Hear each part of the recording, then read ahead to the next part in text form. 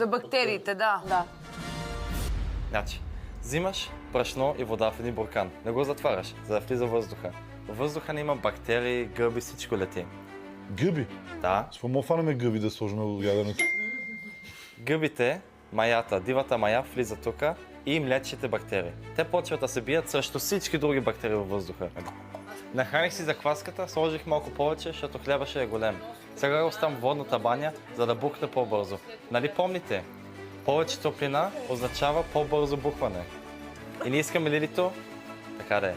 Моята закваска се казва Лили. Вашата закваска да бухне много, на макса си.